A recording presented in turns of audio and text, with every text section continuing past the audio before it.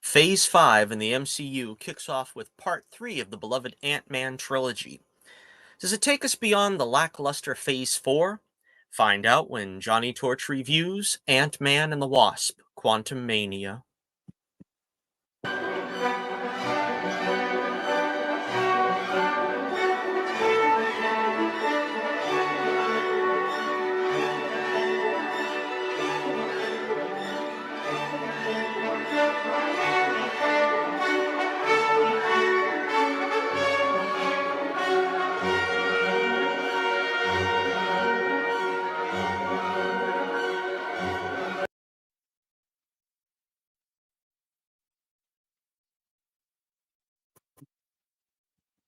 Okay, so we are back with another Johnnie Torch review.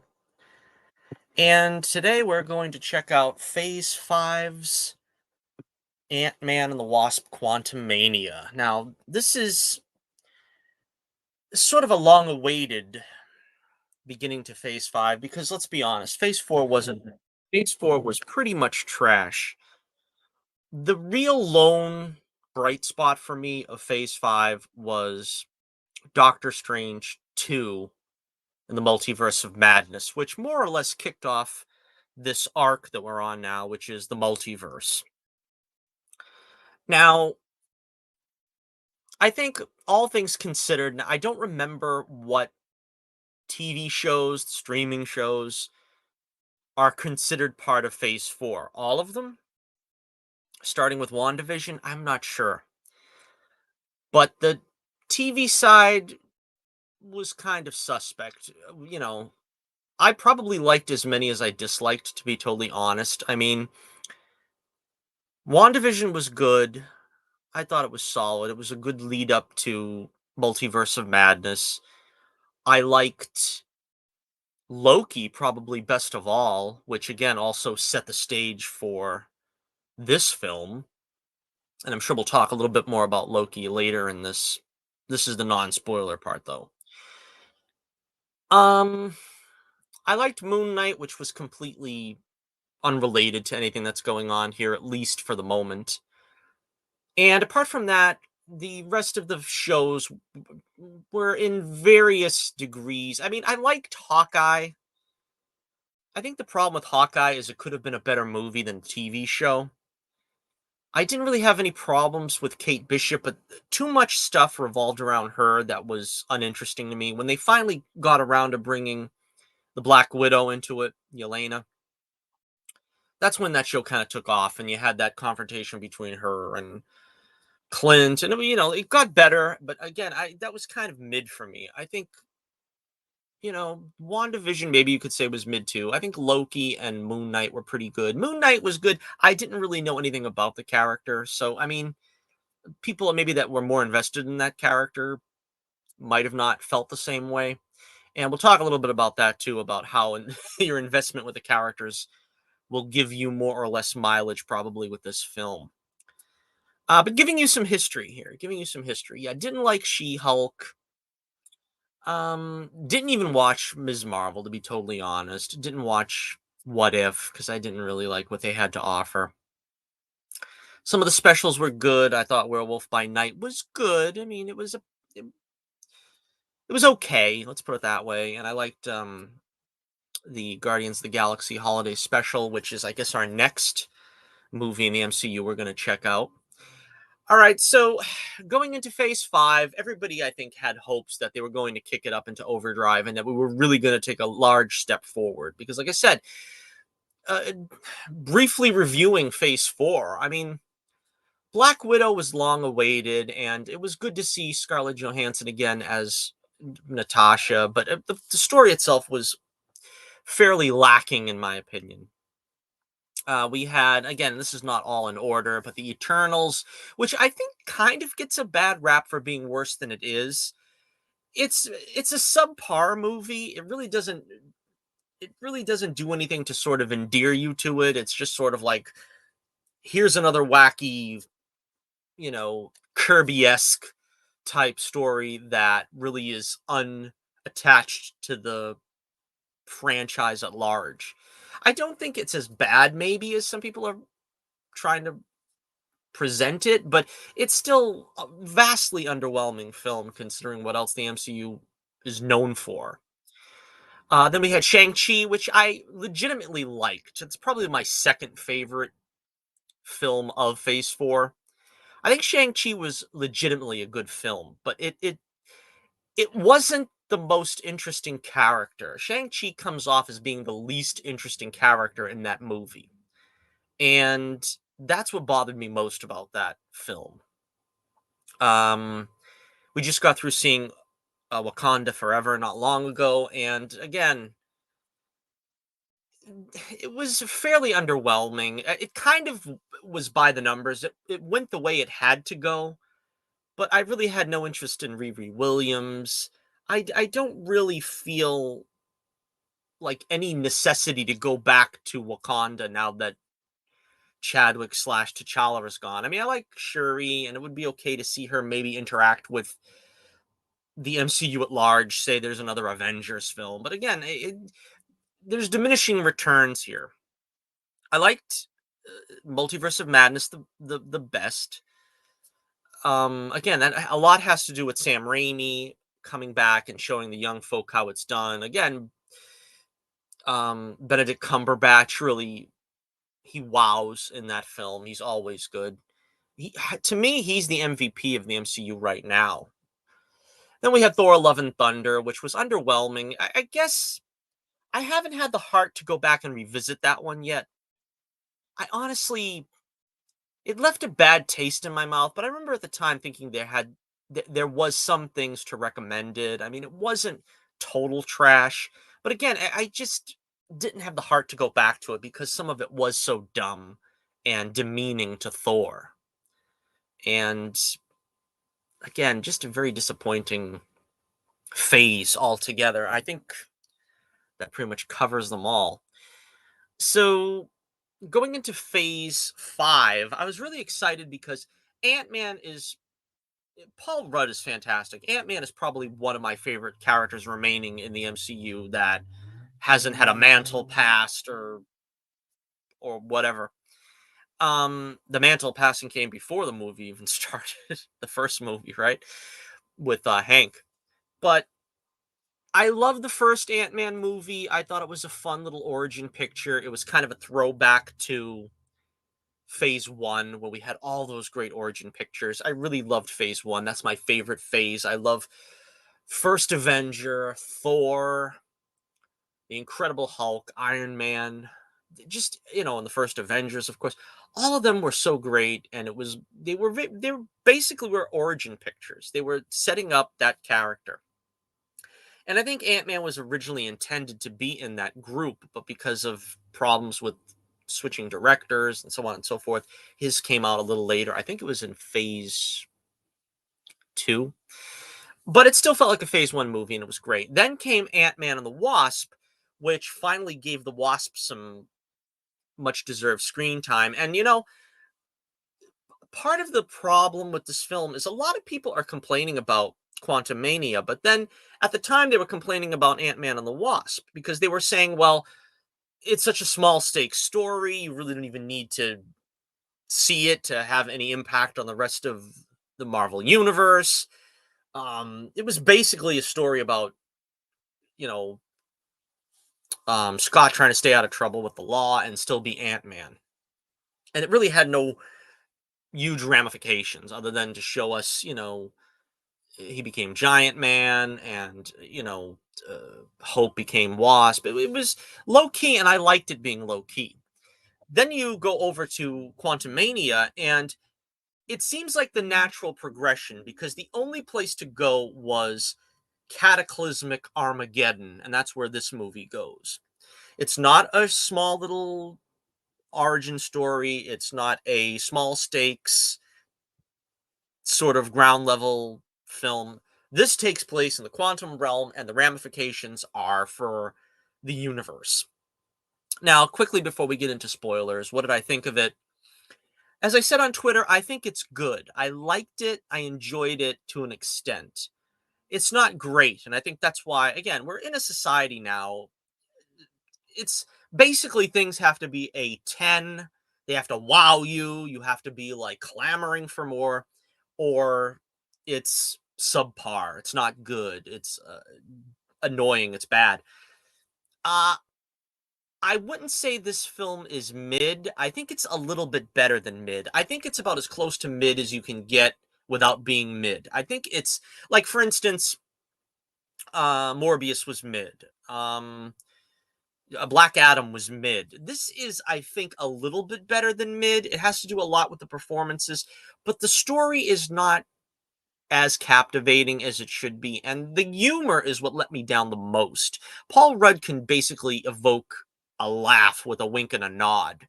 He gets very little material to work with here. And what he does manage to pull out of the material is all on Paul Rudd. It's not really that they've come up with too many real zingers in the script, which I thought was really disappointing because when you have a lot of people complain, oh, the MCU, they do that humor thing now, and it was probably vastly overused in Thor Love and Thunder. But Ant-Man seems to me the franchise that can handle the quip about as well as anyone. I mean, I think Robert Downey Jr. is only maybe higher up on the totem pole than Paul Rudd on being able to deliver the perfect quip in a superhero movie. Now, in this case, I would say going back as far as Thor Love and Thunder, the comedy writers are not prolific enough to be working on these films. We had like some really groan-worthy humor in this. And again, Love and Thunder I think is where this started. Some might say that it goes farther back than that. I mean, I'm trying to think. I mean, there wasn't really a lot of laughs in Wakanda Forever or the Eternals, but we haven't really seen any good, of course, comedy was tried in Thor Love and Thunder, but again, they're not really hitting the mark anymore when it comes to comedy. So I like the comedy that was in Ant-Man. I like the comedy that was in, Ant-Man and the Wasp, that flavor is not really carried over here. So what would I say? I would say it's good. I think you should see it on the big screen if you have any interest at all in Ant-Man slash the MCU because there are some great visuals here. Some people, again, have also heard a lot of reviews at this point. A lot of people have like sort of poo-pooed the visuals. The thing about the visuals is they are very good, but they seem sort of derivative at this point. I mean, if you've seen Attack of the Clones, you kind of seen Kang's army, his armada. It just seemed like copy and paste that with a different design, and that's what it is. If you've seen Thor the Dark World, you've pretty much seen the sort of motley crew of aliens that populate these kinds of worlds. You know what I mean? It didn't really feel like anything that stuck out to me and, made me feel like, wow, this is some cutting edge stuff that we're seeing now. No, we kind of seen this before in the MCU. And again, some people probably will take that as a negative. It's just, again, it just doesn't surpass itself, which is what I think a lot of people are hoping it'll do. It'll surpass what we've seen before. All right, so here comes the spoilers. Spoilers, spoilers, spoilers. Spoiler warning up. All right, here we go.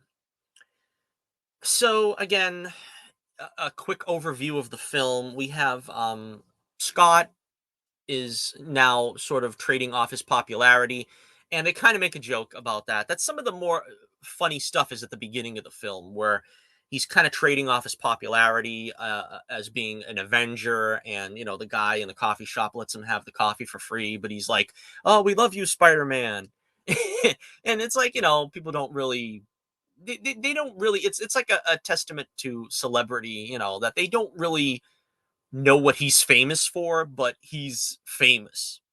And he's written a book and he's like listening to his own book on tape on in the car.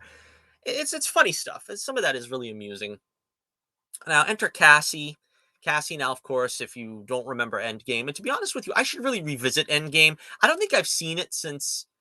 Well, I did buy the Blu-ray. I must have seen it when I bought home the Blu-ray, but honestly, Endgame to me is the sequel trilogy of the MCU. It's like I didn't like 90% of it. I mean, they might have had like one or two scenes. I should go back and watch it just to see if I, because a lot of it I just didn't like. But if you've seen Endgame, you know that the blip happened and Cassie got older and Ant-Man was in the quantum realm and he came back. Now, this brings up to me what is kind of a strange, I don't want to say plot hole, but since Scott was in the quantum realm for like 5 years, I guess, we don't know that time passed for him the same as it did for anyone else. But then again, when it comes to Michelle Pfeiffer's character, Janet, she's like in the quantum realm for 30 years. And I just don't understand that. It's like, how does time pass in the quantum realm? There's a lot of questions you get in this film that don't get answered. And I think that's why a lot of people are upset about it and are unsatisfied with the writing because there are a lot of questions, and we'll probably come across a bunch of them while I go through this. But that was the first one that occurred to me is like, well, you know, we found a whole civilization in the quantum realm, and Scott was there for conceivably 5 years, and he never ran into any of this. I mean, he's like a babe in the woods when it comes to the quantum realm, and Janet's an old hand. Well, yeah, she's been there longer, but when you're there 5 years, you kind of expect there to be, you know, your way around a little bit. So apparently he wasn't there for 5 years. Why? I don't know. The movie doesn't explain it. All right, so Cassie is kind of, and I wouldn't say I disliked Cassie, but the thing is they moved her up in age now, and they changed the actress from Endgame. Okay, I don't really think that she brought a whole lot that the other girl couldn't do, but apparently this was a change that the director wanted to make, I guess. So she's kind of pegged as a rebel and upstart, and I guess they're trying to base that off of Scott was a rebel and upstart. He was in the first film, basically robbing the rich and trying to get one over on the big corporations and stuff. So I understand where they're coming from with this, but it kind of feels like, well, Cassie, we. So now we have it set that Cassie sets up a projector to go to map the quantum realm. And of course, Janet Van Dyne, Michelle Pfeiffer, flips out about this because she doesn't want anybody checking out the quantum realm because she clearly knows more about this than anyone else. Now, they all get sucked into the quantum realm because this machine glitched or something, and they all get sent over there. Now, the funny thing is to me, this film felt a lot like Spider-Man 3. And a lot of people bash Spider-Man 3, or at least they did before it sort of came into its renaissance. But where a lot of things happen and you just accept that they're happening. And a lot of people can't do that. Like for me, I don't really mind that. Okay, the machine glitches for no apparent reason. They get sent to the quantum realm and they're broken up into two parties. We don't, have any really explanation for that. I don't mind. As long as we can follow what's happening, the movie has to happen. I don't have to have some kind of full detailed explanation. And the same thing kind of happened with Spider-Man 3. People were like, "Oh, the symbiote just happens to land on Peter's bike and you know, Marco ends up just falling into a sand pit that they just happen to be doing a molecular."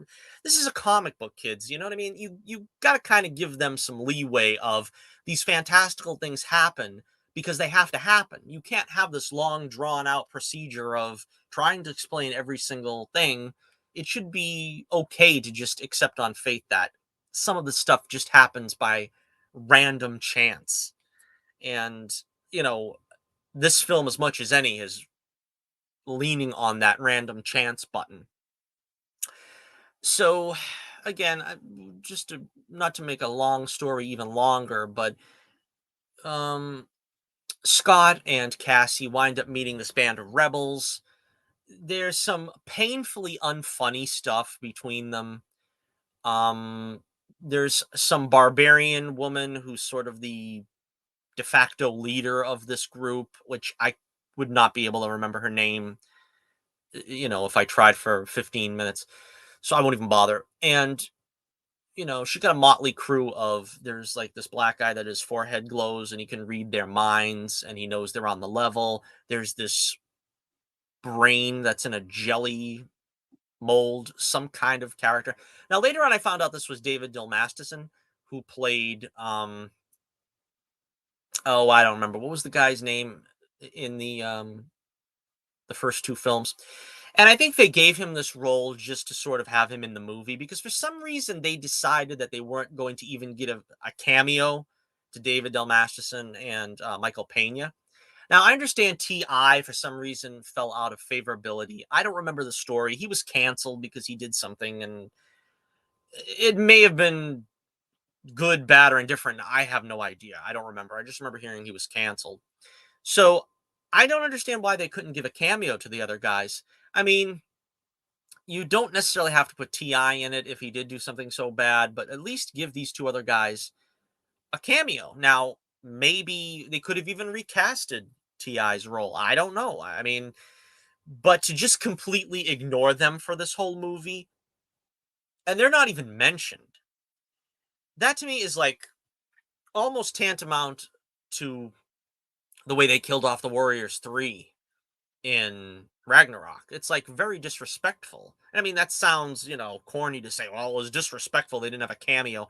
But I mean, when you watch the trilogy all together, you're going to feel like, gee, this was an important part of, Scott's life. He had these guys, obviously he knew Luis a long time and they were buds.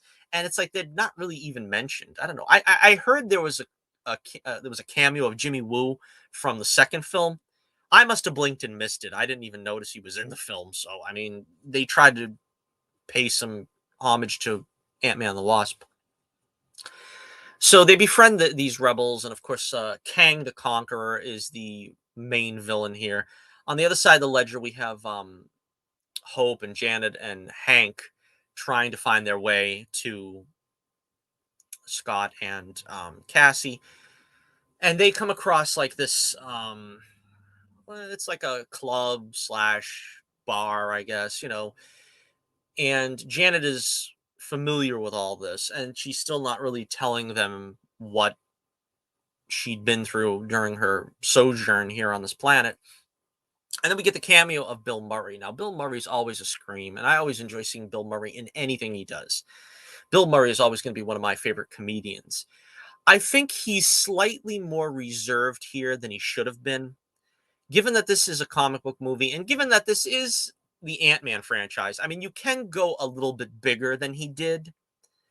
Again, it's a good performance. I don't begrudge anything, but I think kind of in a way I was waiting for him to, sort of deliver that zinger. And again, he's the master of that. I mean, Ghostbusters, one of my favorite movies. He's the master of the zinger. And again, like Paul Rudd with a wink and a nod, he can even make a bad line be funny.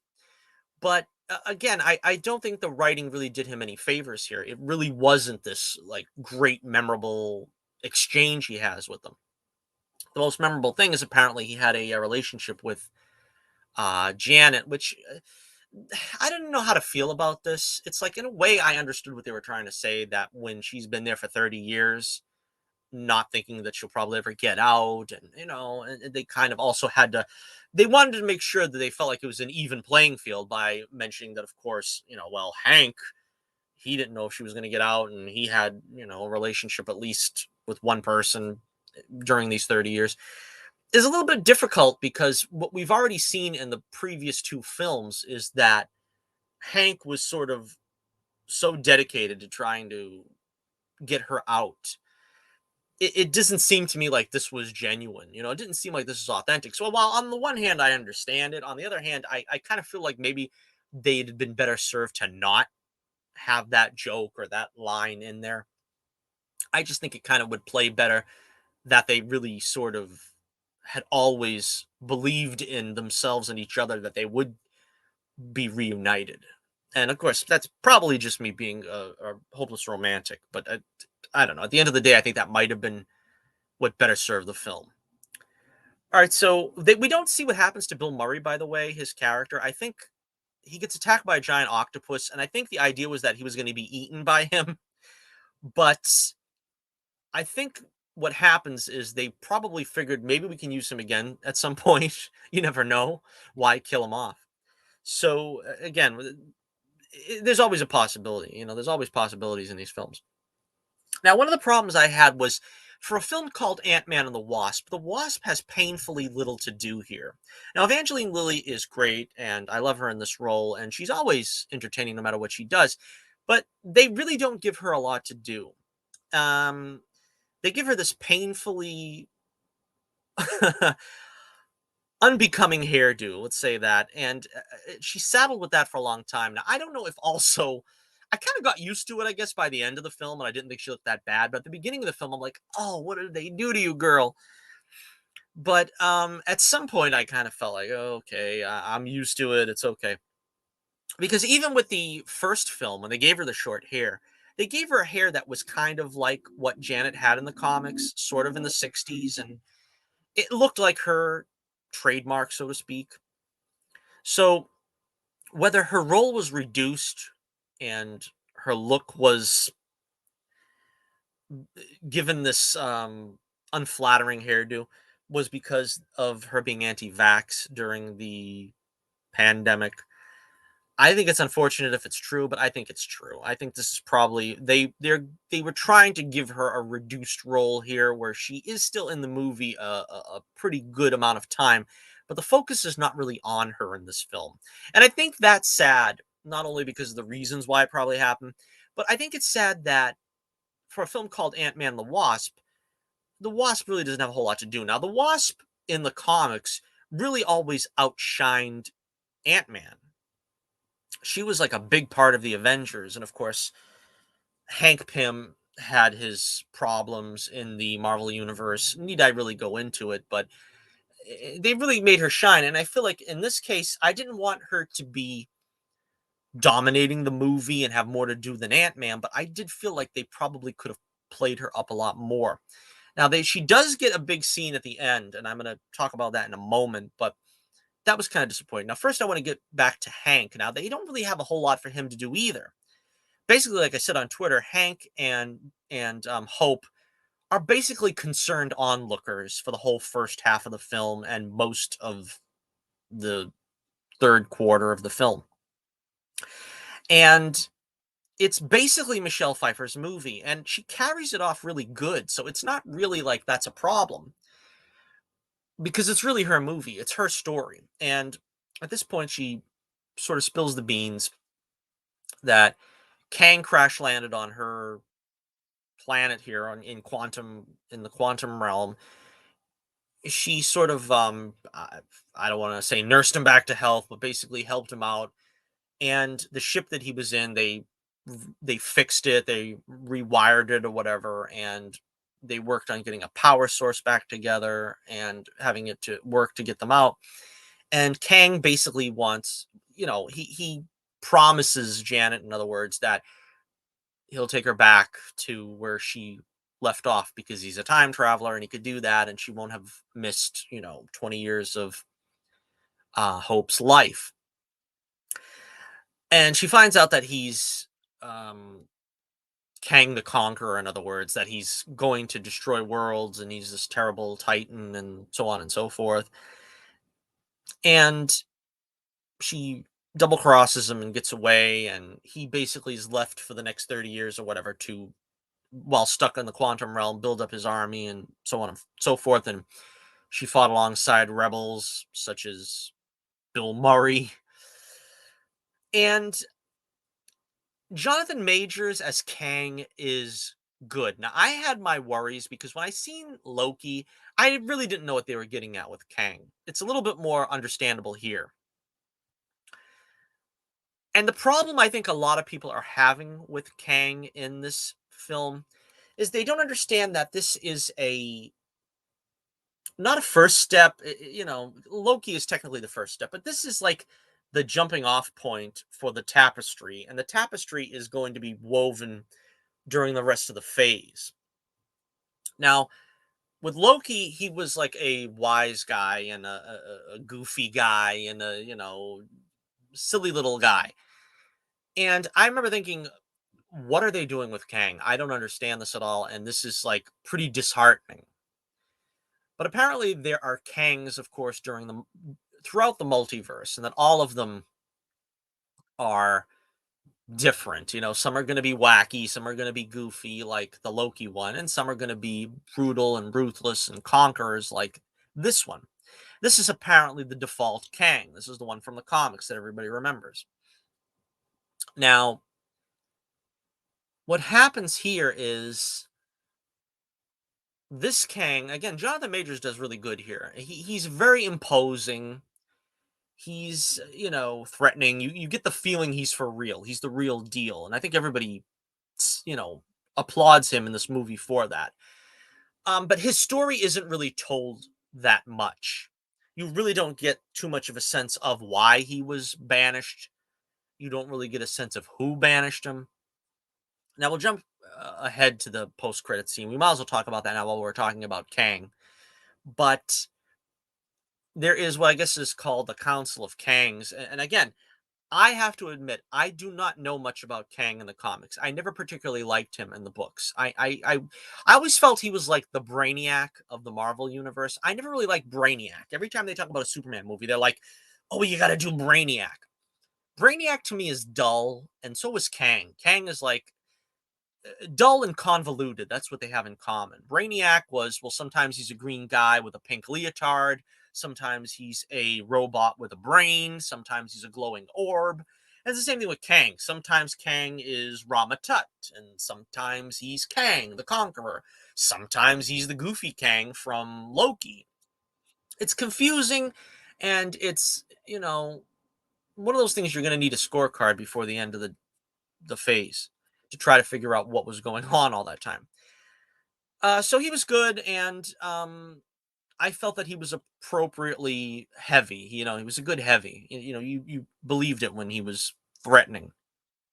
Now he captures Cassie and Scott, and he threatens them, very strongly in strong terms that he's going to kill Cassie and have Scott watch the same death over and over again throughout eternity until he begs for death. Now, that was a great scene because I love when you get a villain that's that brutal that can say that and then you believe him. You know what I mean? And that's kind of what Jonathan Majors brings to this role. And he's gonna play the villain in Creed 3 in a couple of short weeks. It's probably the next review I'm gonna be getting out because I'm really looking forward to seeing that. But that's another story. We'll talk about that then. So we have in the trailer, and I think the line is still in the movie where Kang is sort of trying to approach Scott by saying, well, being the master of time that he is, he could send Scott back. He won't have missed all the years that he missed with Cassie and so on and so forth. But they don't really play it up as a temptation because Scott already knows that he's evil and untrustworthy and this and that. I think a lot of people were disappointed that they didn't play into that as a temptation. But I kind of feel like Scott is smarter than that at this point. Now, if you'd grabbed him back in Civil War, let's say that, during then, I could see that Scott maybe, but this is a Scott that's already been through Civil War. He's been through Infinity War, he's been through Endgame. I think he's a little more savvy than to think that this guy that's willing to destroy worlds and universes and timelines, that he's trustworthy enough to just send him back and live happily ever after. So he kind of has to be coaxed by this threat. And I thought that was the right thing to do. I thought that was the right play. So he ends up going off and he ends up going to the the great glowing doohickey that he needs to get into in order to turn it back into a small doohickey because Janet did that earlier on, like 15, 20 years ago, whatever, how long it'd been. And he multiplies. And this is another thing that was confusing, the possibilities. He became a possibility here and a possibility there. One of the few funny jokes I thought was the Baskin Robbins possibility of of Scott. That was pretty funny, and it was really cool too that they had them work like ants. If you've seen the first film, it was the ants that work together to climb up top of one another and this and that, and they do that as ant men. And again, that was very clever and a nice callback, I thought. Finally, the Wasp shows up and they give a a brief action scene to her. She gets one in the bar and she gets a little scene here.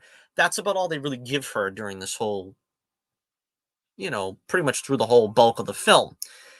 Meanwhile, so they get the glowing ball to where it's supposed to be, and meanwhile, Hank and Janet are there, and you know, again, I don't remember the exact situation, but Kang ends up coming back, and he takes the orb away from Scott and kidnaps Janet, I guess, because he wants to gloat over her that she didn't ruin his plans at the end of the day. And Hank gets ants that were transferred from Earth to the quantum realm, and they had established a colony, and they established a civilization, and they evolved and all this stuff. And they of course have the throwaway line about he's saying, society, the socialism is not really a bad word, that it's got a stigma and this and that. And a lot of people are going, oh my gosh, what is he saying? That's one of those things that if it wasn't for the climate and everybody being terrified of things being woke and terrifying that they're going to try to preach to us, I think everybody would have just taken that as a joke. If you're talking about is the movie woke, that's the only thing people seem to be pointing to, and I just take it as a random joke. I mean, I don't think they're really going to try to indoctrinate you with that one joke. Like I said, if you want to say it's woke, saying that the way they put Wasp in to sort of save the day, a lot of times I think a lot of people are going to say that. For instance, well, we're getting to the end now where the Wasp basically ends up saving the day, and I don't really have a problem with that because this is different than, for instance, Iron Man 3. I really disliked Iron Man 3, the ending of it, because they had the perfect ending for, what was his name? Killian? That's another movie I haven't revisited in a long time, but he got put into the Iron Man suit and blown up. Now that was a perfect ending for a villain, but they had to give Pepper something to do because she couldn't have been the damsel in distress, so we got to give her superpowers temporarily, so she jumps up and manages to kill the villain, and she is even surprised that she was able to do that. That's the problem with things being woke. That's when it is completely out of left field. It doesn't feel like it needs to happen, but they got to make sure it happens. Wasp is she's an equal with Scott, but I would say she's even more than an equal because she had sort of trained for this her whole life. She had always wanted to be the Wasp, and you see that during the whole first film. And that's what's good about that. They don't put her in the first film. They don't make her be the Wasp in the first film. She has to wait till she's, her father is basically keeping it from her. And when she's ready, she becomes the Wasp, but not a moment sooner. And it's kind of like that's what she's earned it.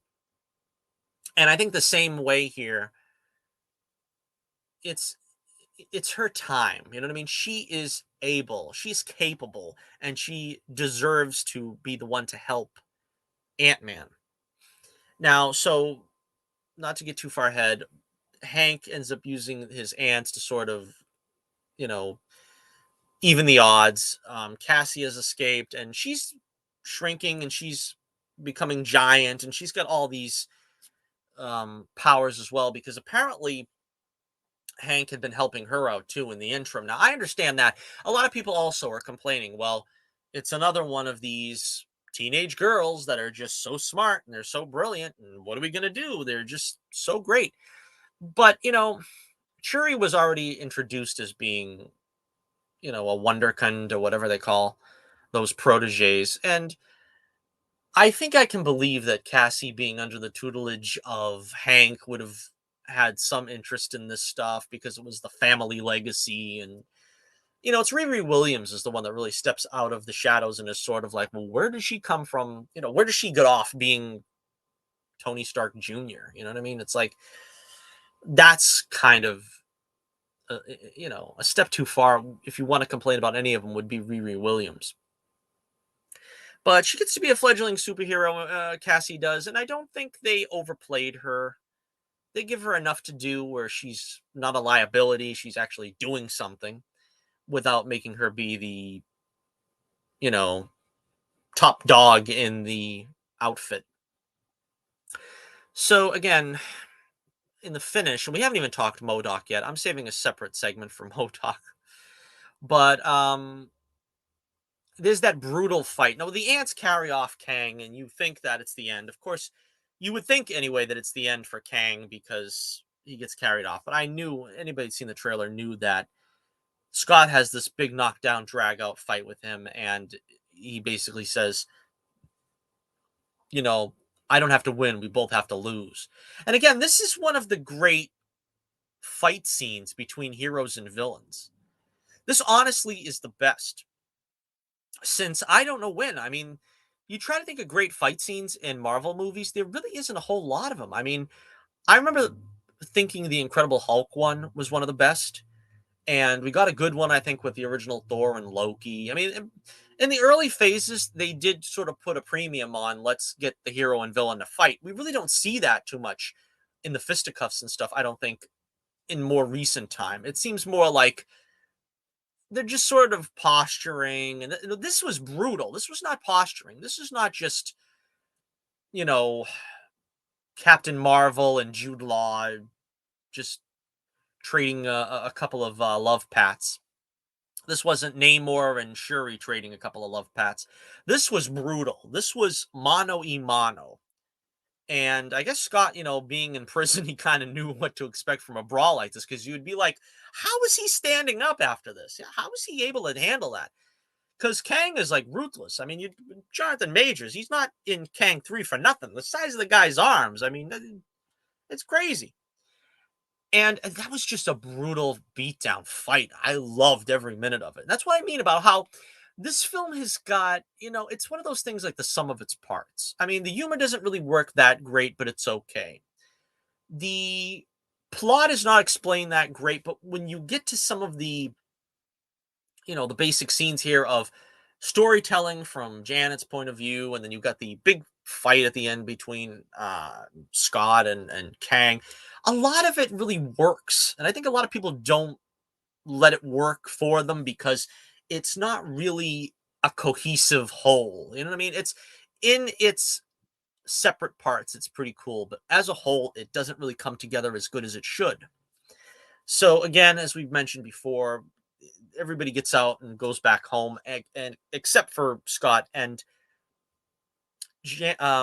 Hope comes back and blasts Kang and manages to get him somehow into that quantum machine that blows him up, and apparently that's the death of him.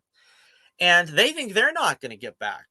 And this was something that I thought would have been cool if they kept it as a cliffhanger. But again, I don't know what they think they're going to do in the next film. I would love for there to be an Ant-Man 4 or whatever we're going to designate this, the Ant-Man and Wasp franchise. But again, I don't know if they're going to do it. I think they're probably going to get Paul Rudd back in some capacity going forward in an Avengers film. I don't know what they're going to do. And Evangeline Lilly has also made comments to the effect that this was her great finale for Hope, and this could be the end for her. We don't really know that either. But of course, Cassie still has the machine back in Hank's lab that they opened up the portal in the first place, and so they use that to take them back. And everybody lives happily ever after. Now, that's something I liked about Ant-Man and the Wasp, the previous film in the franchise. It's nice to do a film where there's a family of superheroes, and they all get to go home together at the end of the day, and everybody lives happily ever after. That's what I liked about Ant-Man and the Wasp. Now, you could say maybe they'd be doing that in the Fantastic Four, where they still come home to the kids, and so this might not be something that you'll never see again. But basically, all other there really isn't no feeling of we've won and we're going back to the family. You know what I mean? I mean, just off of the top of my head, Peter Parker, Aunt May's dead now. Doctor Strange lost the love of his life, Christine Palmer. You know, Shuri, I guess, gets to have, spoilers for Wakanda Forever. She gets to have a nephew, but she never met him for most of his life, and her brother's dead, her mother's dead. I mean, there's a lot of darkness in these like superhero stories. And the thing I like about the Ant-Man franchise is they're not afraid to be like, look, they're going home, they're gonna have, you know, a normal life, for lack of a better term, and that's kind of what they do at the end of the movie. He's back to being, the sort of celebrity. I thought the Welcome Back Carter music was great. That was great. One of the things also I thought that they could have emphasized on that they're not with um, Hope is they didn't emphasize the romance. And this kind of disappointed me because I think at this point they could have done it. Now they said I love you to each other. I don't think they kiss. I remember Grace Randolph's making a deal about that. The guy had a bloody mouth and everything. I don't think necessarily that was the right time to kiss. But I think at some point they really could have cemented. I mean, what did they do in the end of the last film? I think they were at a drive-in and it was kind of technically their first date. And here we are like 4 or 5 years later or whatever it is. And you kind of don't really get the sense that they're in love. They really don't even interact in this film too much besides, oh, I got to save your life and you got to help me get out of this. And it would have been nice if they can actually focus on that at a point in the future, since they didn't in this film. And again, that's kind of disappointing. Modoc. Let's talk about Modoc. I didn't hate Modoc. It's kind of, because I understand. Like, for instance, I felt more upset with what they did with the Mandarin in Iron Man 3. I felt more upset about what they did with Taskmaster and Black Widow. Basically, Modoc here, they changed his origin. I don't because I guess because I don't even know his origin. I don't really even know much about the character. I think the most I know about him is maybe 2 or 3 issues I read as a kid in the comics, and that he was in the Iron Man cartoon a couple of times, I think, back in the day. And he's basically a big head with a little body that sits in a robot chair that flies him around. In this case, they brought back Darren, who was Yellow Jacket, and I thought that was a pretty good thing to do. They showed what happened to him because he did get sucked into the quantum realm after he kind of like shrunk and got sucked in at the same time. So his head was like an abnormal size, but his body shrunk. I kind of was all right with it. Now, what they did with him was not all that great. I mean, he was a henchman, and like I said, the humor was really abysmal. But they did redeem it, I think, at the end when he does that line. He goes, "At least I died as an Avenger," and Scott is like, "Yeah, yeah, you totally did." Is it kind of it worked for me. I don't know. I mean, maybe I'm just not that well versed in Modoc's lore that I could see that there was a way you could use a giant head in a chair and make him threatening and stuff. I mean, there must be a way to do it since they do it in the comics. But for what they showed me, I didn't have a problem with it really. Um, like I said, with the Mandarin, they eventually brought in the Mandarin and Shang-Chi. They covered for that. Taskmaster, I don't know. I still need them to fix that because I didn't like what they did with that at all. That's the one that's sort of the glaring omission of changing the backstory of these characters. So I don't know. Maybe you'll disagree. So, in the final analysis here, in conclusion, as it were, and I've kept you probably far longer than I should have. As I said, the Kang post-credit scene, mid-credit scenes. Let's talk about them for a second. And it was a funny scene at the end there when Scott is like, "Well, maybe this is a bad thing that Kang said this was going to happen, and nah, it's all right." But apparently that version of Kang the Conqueror, the Kang that was in all the comics was this version, and he died legit. Another thing, the costume looked good. He wore the mask only a few times. Like I didn't count, but I'm guessing like 3 times during the movie he wore the mask for a short period of time. That kind of bugs me, but again, I don't really like Kang to begin with, so it really wasn't that big of a deal to me the way they interpreted him, I guess. So they get the Council of Kangs together. They got like this. wise man looking Kang, and they got the Ramatut Kang, and they got a Kang with like a metal plate on his head or something. And they gather all these Kangs together, and they're like, "Well, the Kang the Conqueror is dead, so let's get all the other Kangs together from all the timelines."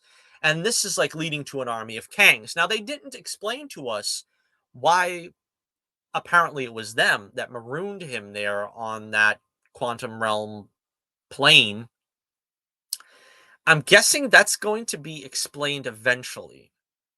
But this was just meant to whet the appetite. Now, if that Kang is dead and he's like the baddest of the bad, what are these guys going to do? I don't understand it. But then the final, the post credit scene was Loki, and it's basically a clip from the upcoming season two. And Loki is watching. It looks like a 1920s World's Fair or something, and they're talking about. I again, it just happens fast, and at the end of the movie, I don't know how much I retained from this really, but they're at some kind of a state fair in like 1922, and they're talking about like the time machine or something like that, and then out steps, of course, Jonathan Majors, who is like sort of period appropriate looking. He's got like the Frederick Douglass hair and a mustache and a sort of 1920s outfit, and I forget what he says, but he's basically like time travel is possible and stuff, and it cuts, and that's the end. And it says Kang will return. So I'm getting the feeling that the original Kang, Kang the Conqueror, who dies in this film, is going to come back in Loki, and something is going to be responsible in the Loki series that brings him back. Now people complain because they say, well, for one thing, Ant Man and the Wasp, I guess, defeats him. What does that say for him? And then a lot of people, oh, the ants defeated him. What does that say for him? Well, the ants didn't really defeat him. He got overwhelmed for a moment, and then he fights Scott at the end, like he should. Um, Scott is a superhero, and Hope is a superhero, and between the two of them, they managed to defeat him. Now, I would expect nothing less. So I don't really have a problem with them defeating him. Because it's like Doctor Doom. I mean, you say, well, Reed defeated him and Sue defeated him. It doesn't mean he's less of a villain. You know what I mean? You don't need necessarily the whole of the Avengers to defeat Doctor Doom. Reed has been doing it almost single-handedly sometimes for years. I mean, I don't really feel like that's a problem. And anyway, he's going to come back probably, most likely, and he's going to be learning something from what he had accomplished before. He's going to apply that the next time. So he's going to do better. And again, like it's the same thing with Doctor Doom. I mean, Doctor Doom is a perennial loser. Now, would anybody say that to his face? No, because he's Doctor Doom and he's like the baddest of the bad. And it's the same thing here. You know what I mean? I don't think you could sort of say, well, there are no consequences. Kang is defeated, and what the heck, that wasn't that tough, was it? Well, tell that to Scott. You know what I mean? All right, so let's put a cap on this, and we'll do the um, the actual ranking. I'm gonna say, is it better than Ant-Man 1, 2, and 3? Probably not. I mean, 1 and 2, probably not. It's probably third. Um, I kind of go back and forth whether I like the first or the second more.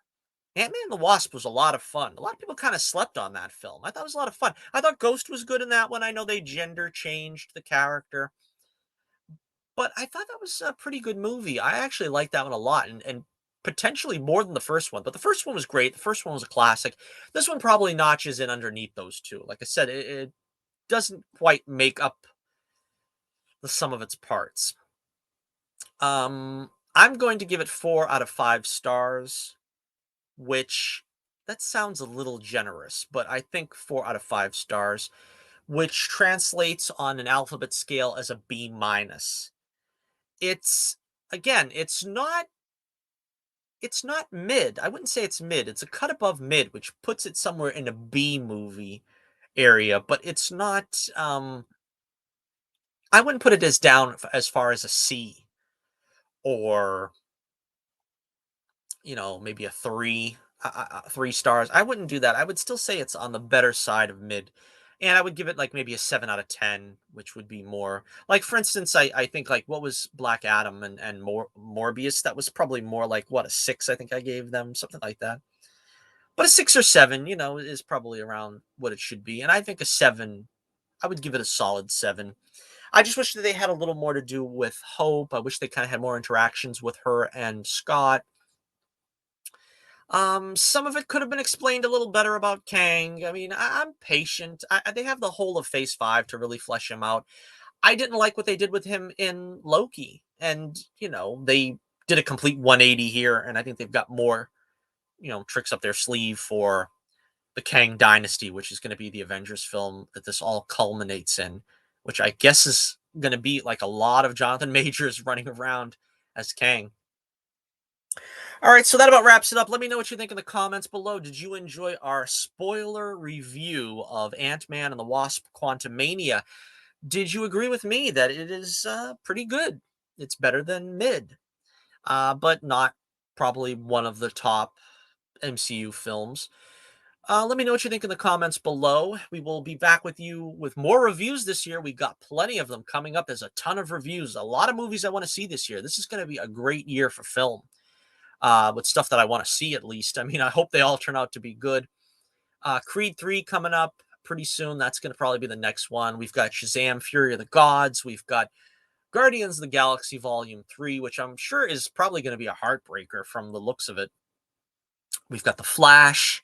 Oh, Michael Keaton going to return as Batman. That's worth the price of admission right there. Harrison Ford returning as Indiana Jones in Dial of Destiny. I don't care what anybody says. I'm excited about that. What else is here? I think there's still more stuff. We got the Mario movie. I'm probably going to watch Super Mario Brothers. I'm not sure about that yet, but um, and I think Aquaman 2.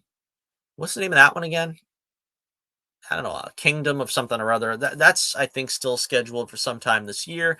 I think we've got the Marvels still coming out this year. I probably will see that. I don't know. I mean, I did skip out on Wakanda Forever, and the Marvels kind of feel like that's the same thing to me. It's like a skippable movie, but I really don't know much about it. I'm gonna see what what they have to say about it. See some trailers probably before I determine that. All right, so until next we meet, this is Johnnie Torch reminding you once again, keep the flame burning brightly, and I'll be with you again real soon.